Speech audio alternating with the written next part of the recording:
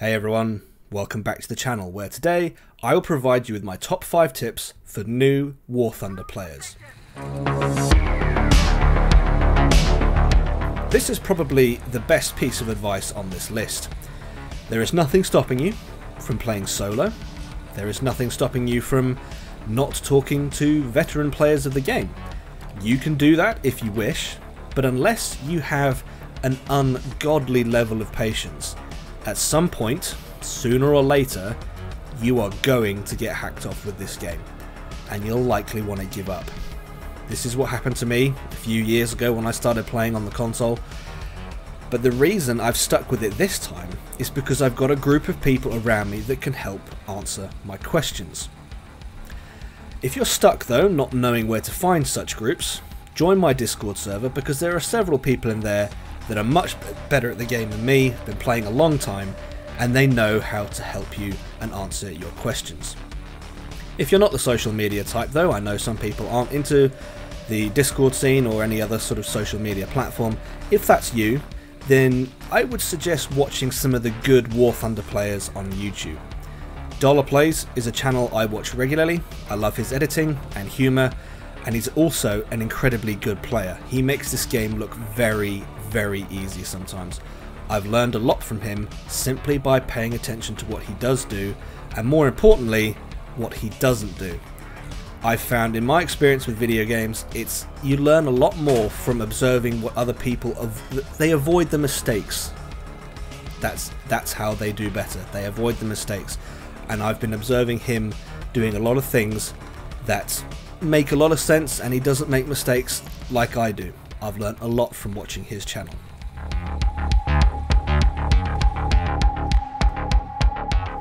If you focus on a single tank line, you will inevitably end up having to play catch up. Let me explain. I started playing because I wanted a different tanking experience. I saw the American XM800T in game. At rank 5, I heard its gun and I thought to myself, I want that tank, and I went for it. I got the XM800T, only to realise that it was the only 7.7 vehicle I owned.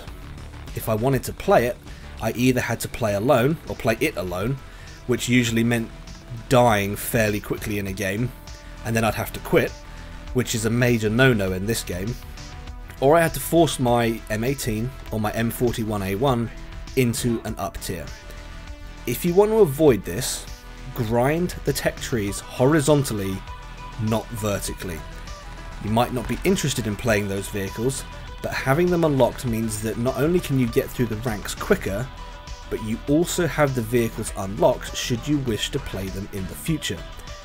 It also prevents you getting bored, because playing catch up means that you have to stop progressing during the catch up process.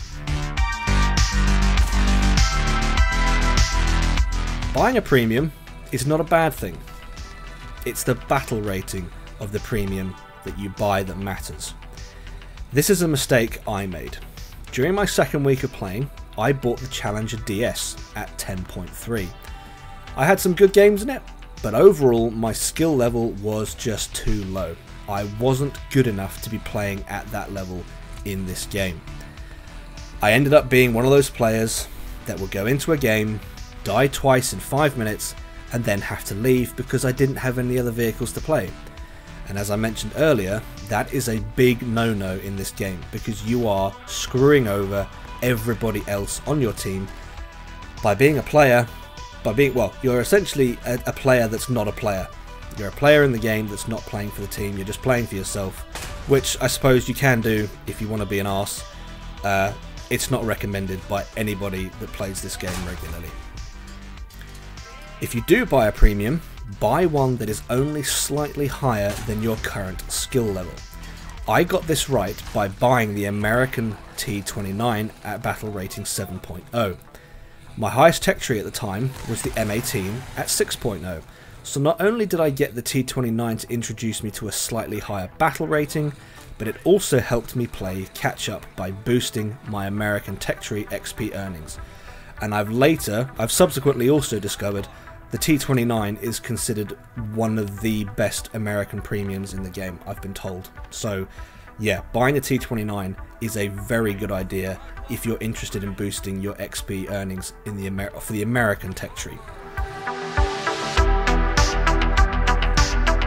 Learning to be patient in this game has probably been the hardest thing to do, and I'm doing that right now in the game you're seeing. It's tempting for me right now to push forward, to try and get more shots, but I've had to learn to be patient and let the enemy come to me, let the enemy be the ones to make the mistakes. Many video games these days are fast paced. As a new player, if you try to play at a fast pace by rushing around from cap point to cap point, you are going to die. Fact. This game is about knowledge.